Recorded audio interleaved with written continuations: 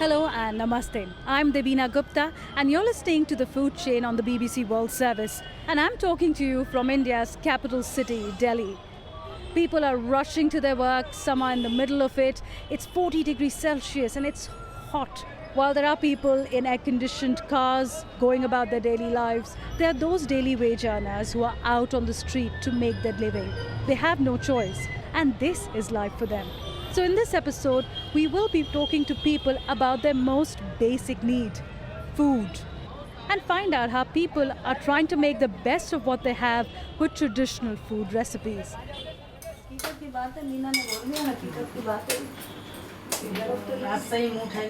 I'm spending the day with Seema. She's a housekeeper who works in a middle class residential area of Delhi. During the day, she's in the comfort of an airy kitchen. But after her shift, she goes back to the slum area where she lives. So Seema sees both sides of life in the capital. We are starting the day at the home of her employer, Deepa. They are cooking curd rice together, and the onions are just going in. Which has been chopped by your domestic help? Yes. Chopping has been done by the maid. At times she makes food also. Deepa explains that it's a popular dish at this time of the year. We actually eat according to the weather. When it's summers, then we prefer light food. So this curd rice is supposed to be very light. That's why I'm having it. And it has a cooling effect on body. I notice you've put just salt in it. And what about the other spices in your kit? Turmeric, coriander, I will not put in this. What about chili? Chili I don't prefer in this heat. In this heat I will not prefer chili. After that curd rice has been made and eaten, I go with Seema to see what daily life is like for her away from the more affluent neighborhood where she works.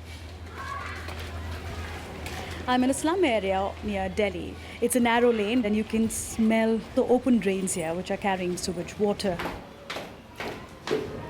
The moment you get inside, this is a small house. There's a stone ceiling because of which when the sun is at its peak, this room feels like baked oven. There's only one fan, there's a bed in the corner, and there's a makeshift kitchen with a gas stove. There's no fridge here, there's no air conditioning here. She lives with her 3-year-old son and a 2-year-old son and husband.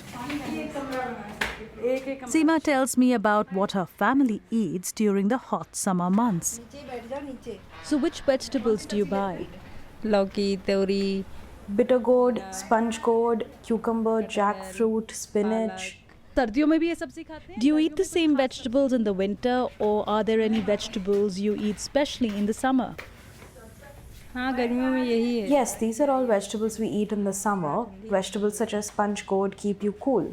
खाना बनाते हो? How do you prepare food differently in summers? खाना कैसे बनाते? धीमी आंच करके. I cook at a low flame. We cook less spicy food and use less spices so that it doesn't harm us in the summer because oily foods hurt the stomach. हाँ जैसे कढ़ी वड़ी बनाते तो हम लोग तुरंत. If we cook curry, which is a curry made with curd, then we buy the curd from the store just before we need to cook it and only buy as much as we can use right away. तो जब बिजली चली जाती है और आपको when the electricity goes out and you need to cook, you must be sweating a lot because there's no fan even. आज तो बहुत गर्मी थी तो बाहर निकाल के खाना बनाया. It was so hot that I had to take the gas and cook outside.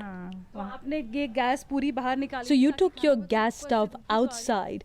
Wasn't it too hot? नहीं सुबह के टाइम धूप नहीं थी सुबह जल्दी बना लिया था ना school. No, it wasn't very sunny in the morning. I cooked early because the kids go to school early. I only cook in the morning or evenings, not in the afternoon when it is hot. It's difficult to cook in the afternoon, especially if there are power cuts and the fan stops. The kids get frustrated. We also get frustrated, not just the परेशान kids. हो जाते हैं बच्चों की तो बात ही छोड़ दो. और जो आपकी सब्जियां Now you don't have a fridge, so how do you keep vegetables fresh in this season? तो जैसे पानी भर के बड़े बर्तन में फिर उसमें रख देते I हैं. fill a big utensil with water and place the container with food in that, and I keep the vegetables in a basket and I use the wet cloth to cover the vegetables. जैसे सब्जी ज़्यादा रह जाती है तो If sometimes there's too much cooked food, we still have to eat it, even if we don't feel like it. because it would go bad if we leave it, and it's better to eat it than throwing it away. इससे अच्छा है कि खा ही लो, ख़त्म हो जाएगी. घड़ा है आपका. So this is an earthen pot. तो इस घड़े में क्यों रखते हो? Why do you store drinking water in this? बोतल में पानी गर्म हो जाता If you है. keep water in a bottle, it heats up and the kids don't drink it. They don't like it. So that's why we keep it in an earthen pot, so it keeps it cool. And the fan is running as well, which also helps keep it चलता cool. रहता है ऊपर से, तो नीचे ठंडा बना रहता है पानी. From the heat of the kitchen at home to those outside on the street, the weather doesn't stop people from eating out, and businesses need to adapt during the summer months. And to find more about that, I head to another part of Delhi. I'm in Chandni Chowk, which is all part of Delhi. This place is a shopper's paradise because from clothes to bags to dry fruits to spices, this place has it all. It's as if the life doesn't stop here. In front of me, there are rickshaws which are pulled by people where shoppers are going with their bags from one place to another. And on my right hand side is a popular street known for its food called Parathe Wali Gali. So I'm in front of a shop which is one of the most popular stopovers for foodies in Parathe Wali Gali. It's been here since 1875 and it's Kanhaiya Lal Durga Prasad Dikshit Parathe Wala shop. The main food here is parantha, a stuffed bread. There's 40 types of paranthas sold here. गोभी का, मूली का, मटर का, पनीर का, पापड़ का, टमाटर का, रबड़ी का, खुरचन का, केले का, काजू का, करेले का, नींबू का, पुदीने का, हरी मिर्ची का, बेसन मिर्ची का, चीज़ का, गुड़ का, मिक्स वेज का, टमाटर का. Oh my god, he just said names of 40 different types of flatbreads that are sold here, including one with onions and cauliflower, and I've forgotten the rest. यहाँ पर लोग बाग जो है. That's Manoj Tiwari, who is the 5th generation owner of this restaurant. He tells me what makes these different types of fried flatbreads different from others. यहाँ पर लोग बाग जो है. Here, people like the mixed veg stuffed bread, sweet milk curd, stuffed bread, and paneer cheese bread. These are the most ordered items that people love. In the summers, do you notice a change in what people like and what they don't like? Actually ये हमारा खाना ये deep There's a lot of difference in the food eaten in the summers versus the winter. Our food is deep fried, so this doesn't sell much in the summers. Only tourists eat this in the summers. People prefer cold things like juices, milkshakes, buttermilk, cold drink. People prefer drinking as opposed to eating in the summers. How has that impacted your business? 50%. Around 50%. 50%. How do you keep these ingredients for the stuffed bread fresh? Because that seems to be a big challenge in this heat. हमारा सामान जो है वो बर्फ के अंदर लगा के रखते हैं. We have ice boxes in which we keep some of the ingredients. The rest are spices which don't get spoiled. It's only the stuffing that has a danger of getting spoiled, so we keep that in the ice box. Cold storage. And you don't have a cold storage. Why don't you keep a fridge? थोड़ा सा ना जगह congested है इस वजह This से. is a small congested space, so it's tough to keep a fridge here. So we only keep as many ingredients as we need. But I can see you sitting outside and it's so hot, there's no air conditioning where you're sitting right by the fire. शुरू से कभी भी ऐसी में हम लोग रहे नहीं है. No, this is no trouble. From the beginning, we have never stayed in an AC. So forget AC, we don't even need a fan. Elsewhere in Chandni Chowk, a stall is selling one of India's most favorite summer treats. Meet Manoj Sharma, who is selling lassi. And in the interest of scientific research, I have to try one, of course. So it's got a beautiful green color pistachios on the top and it's white color yogurt lassi. I must say I've tasted this before. This has surprised me because it has chunks of cream in it. It tastes sweet. It's served in an earthen pot. So let me find out why is that. This only tastes good in an earthen pot. The mud has a fragrance to it which adds to the taste. How have you kept it cold? ये fridge में ठंडा रहता है फिर उसके बाद. We keep it cool in the fridge, then after we put it in the earthen pot, we keep it in ice which keeps continually cooling it. Do you drink this lassi? Only lassi. Only lassi. Okay. You might not be surprised to hear Manoj, a lassi seller, saying that it is the right thing to drink on a hot day. But what do the experts say? Official figures show that at least 250 people died last year because of the heat wave in India. So knowing how to manage life at 40 degrees plus can be crucial. Dr. Samar Hussain is a public health scientist originally from Delhi but now working on the Andaman and Nicobar Islands. I wanted to hear from her about what these different foods are doing to our bodies in the heat. And she had some surprising thoughts on what an iced cold drink can do. Sometimes it has the opposite effect on our bodies because if we see it scientifically, consuming very cold foods or cold beverages, it increases its internal heat production. So this reaction, it helps to counteract the sudden cold and stabilize the body's temperature. Cold drinks, beverages, they can constrict the blood vessels. That is, they reduce the blood flow and can in turn limit the body's ability to dissipate internal heat. And the opposite can be true. A warm drink, a cup of tea for example, can actually cool you down. When you have a hot beverage or when you drink a hot cup of tea, the temperature inside your body rises. So this rise in temperature, it triggers the body's thermoregulatory response. That would lead to an increase in the sweat production. And as the sweat evaporates from the skin, it takes some of the body's heat with it, effectively cooling you down. Altogether, I think some traditional beliefs about the health benefits of this tea and coffee, they have substantial scientific support, and it can create a beautiful link between folklore and modern science. Well, the parathas I tried earlier had a spicy kick to them, and you might often hear that having chili can help on a hot day. But is there any truth to this? So chili peppers, they contain a chemical that is known as capsaicin that actually stimulates the heat receptors in the body. And because of the stimulation, it helps in prompting sweating. That's why in warmer regions, people consume spicy food because they think it can aid in cooling down more efficiently. You're listening to The Food Chain from the BBC World Service. I'm Devina Gupta, and this week we are in Delhi, India's capital, finding out how the city eats in this summer heat.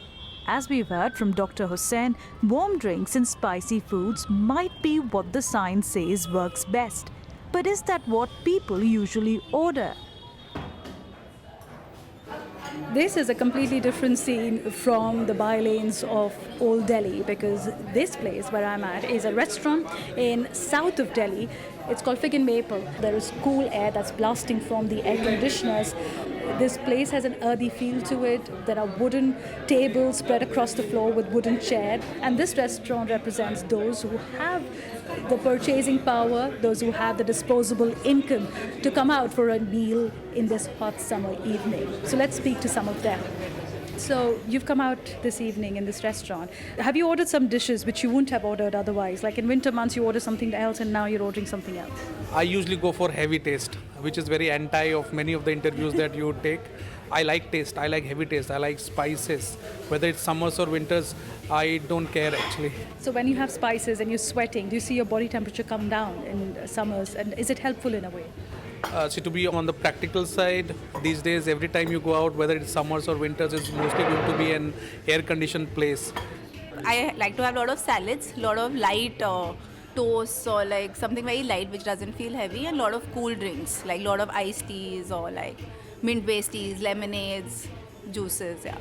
And sweets are a no-no in summer somehow. Why? Why they're no-no? I somehow consider sweets like a very winter thing, like I will get sweet cravings in winter, but summer, no. I'll always get craving for maybe an iced tea rather than when I want to have something sweet, but not a proper dessert. That's No ice cream? Yeah, but then you also need a summer body, right? So desserts are... Well, that's a good one. Wire. Do you ever regret this choice of profession, Radhika, on hot summer days, and you stand right next to this burning gas and sweat? I love it too much. Cooking for these guests this evening is Chef Radhika Khandelwal. Love that crackling sound of the gourds, different types of gourds being roasted. which is the only thing you love about it. She's making a dip from goat vegetables for me to try and change my mind about them.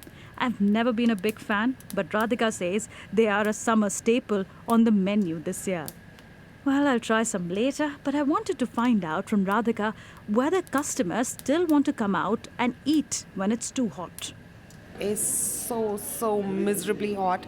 I think it discourages me from coming into work because we are about 15 degrees hotter in the kitchen than we are outside anyway.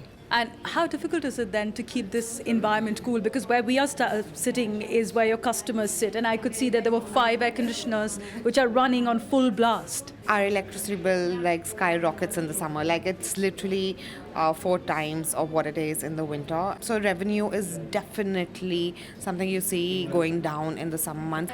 We are doing a lot of specials this summer, focusing on Indian summer produce, which is basically age-old stuff which you consume in the summer to keep your body cooler. In this menu, you will see a lot of gourds. Then we will be focusing a lot on jamun and bale and lasure. So just basically very indigenous Indian fruits and vegetables is what we're going for.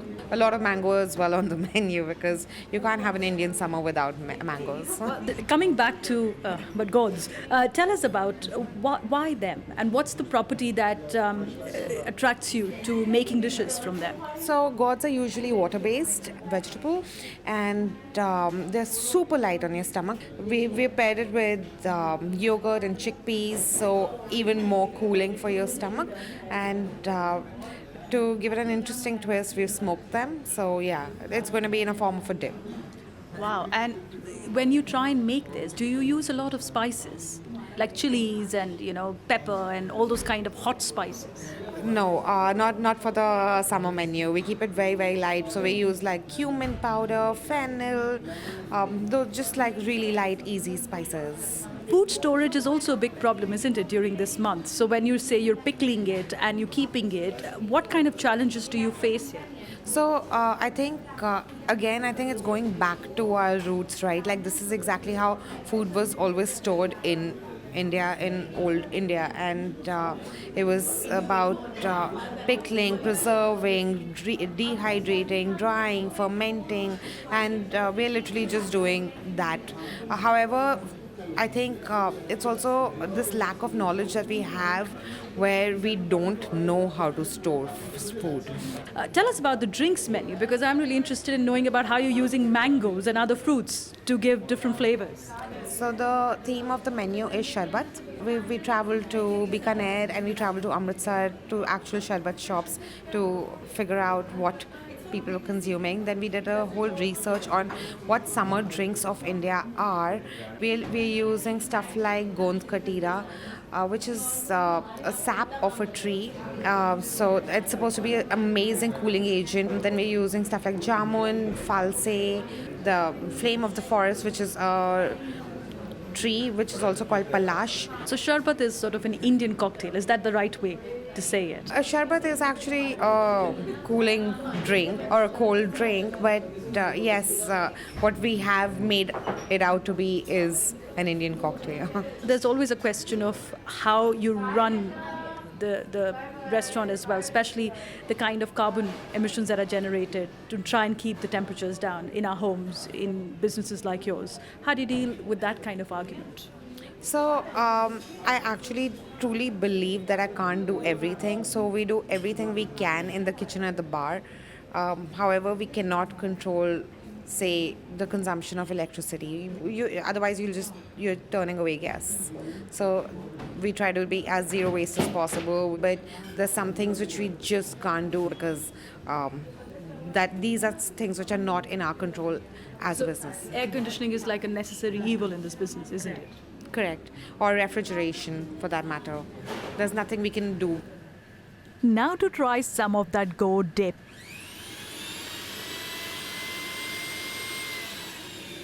It's been roasted, blended and mixed with a delicious combination of spices and flavors. Okay, here it goes. The first bite. It looks like sort of dark green hummus that you're having. and because it's got chia seeds and it's got onion and garlic oil, and now pickled zucchini added to it. Let's see how it tastes like. Very fresh. I can't make out its gourd, by the way. I would have never guessed the ingredient. I'm telling you. Well, I'm glad that maybe this will shift your mindset towards gourds.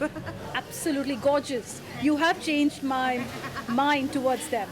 And it's very simple. Trying all these foods in my home city has been a joy, and I'm lucky to be able to adapt to the heat and escape it when needed.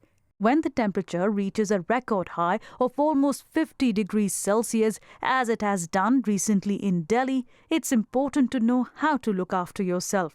And this can mean more than just the food and drink we consume. Dr. Samar Hussain explains what our bodies are doing in such heat. The body regulates its temperature through a process that is known as thermoregulation. And thermoregulation is controlled by a small region in the brain that is known as the hypothalamus. If you say the body is very hot, so the hypothalamus would signal for heat dissipation through our natural cooling, that is sweating, or it would increase the blood flow to the skin. Dr. Hussain says it's so important for people who are vulnerable, like the elderly, young and children, and those with pre-existing health conditions, to protect themselves from the heat. It can cause heat exhaustion, heat stroke and all that. So for those who have the privilege or the access to air-conditioned buildings, and they are advised to stay indoors during the peak hours. And for those who do not have access to air conditioning, I would advise them to stay hydrated, because hydration is most important. It helps in regulating the body temperature. Water should be consumed in the capacity of at least 2 to 2.5 liters per day. Living with extreme temperatures is becoming more and more important for people's safety across the world as the climate changes. But it has always been something humans have had to face. To find out about what people used to do earlier in this tropical country, I met food writer Sadaf Hussain. We meet in South Delhi at an earthenware pot market in Saket to talk not just about what people used to eat, but also how they used to store food in this heat. Suddenly now people are seeing this wonderful world of earthen pots, right? And then how it adds, one, it adds a lot more like an soil nutrients, right? And second also because these earthen pots or the pans, they actually help regulate the heat, which means your food is going to be cooked properly. It also means that the entire idea of slow cooking, right? The slower the food you cook, the better it tastes, right? In the 90s when we had no fridge, or actually less number of fridge, when it was a lot more privilege, only rich people could afford it, earthen pots used to be the best thing in the world, so that you have the cold water for a longer period of time. And I was reading about how ice was never part of the Indian subcontinent as in our food. Yes, there was no ice. Of course, there were ice in the Himalayas. In the Himalayas. So in Aine Akbari, written by Akbar, who was another Mughal king, he used to get ice from the valleys of Himalaya. Now that, imagine traveling from Himalaya to Lahore and then Delhi. So that also gave us kulfi, which is the frozen milk-based dish. Even ice, which we enjoy the most right now, a Mughal and then British, who actually realized that it's quite expensive to scrap from Himalaya. With Britishers, when they came in, they also got some sending ice from Boston, US to Calcutta. It was quite important for them because coming from UK, you have beautiful weather. Suddenly you land here and it's summer. So they come up with gin and tonic. And I'm thankful for that ice on this hot summer day. Even though it may not be the ideal way of dealing with the heat, as we just heard on the show, I couldn't resist the drink Radhika mentioned about the Palash flowers with spices, ice and all things nice. One for the road, as they say. I was fascinated with this Palash drink, which is the flame of the forest. And I've seen these trees in my neighborhood, bright orange and red flowers that bloom just during summer months. How do they taste like? I don't know at all. You dry the flowers first, and you turn them into a syrup. And the syrup also has some coriander, some fennel, and there's some mint and black peppers in it. And then you mix that with lime, some fresh mint, and some cumin. Wow, that's like a cocktail of spices in there. And then there's this bamboo glass which has a big block of ice already in it. And then the drink is being poured in this glass. Okay, now I have to taste it. Cheers, guys. Cheers. Cheers. And I must say, I can taste the citrusy bit. I can taste a little bit of bitterness because of the flowers. And I like the fact that it's cool, so it's soothing me a lot from the summer. But you've not mixed alcohol in this. There is. There is. Gin. There's gin in it. So there's gin in it, and I'm still at work, so excuse me, but cheers. Messy one. But no, this is good. And as it gets hotter outdoors, one sip of this cocktail was just enough for me. And I was back on the water before getting on the road. Thank you everyone who spoke to me for this episode of The Food Chain on BBC World Service. If you have any foods and recipes you eat when the temperature rises in your part of the world, do email us at thefoodchain@bbc.co.uk. From me, Devina Gupta, and producer Hannah Bewley, thanks for listening. Namaste.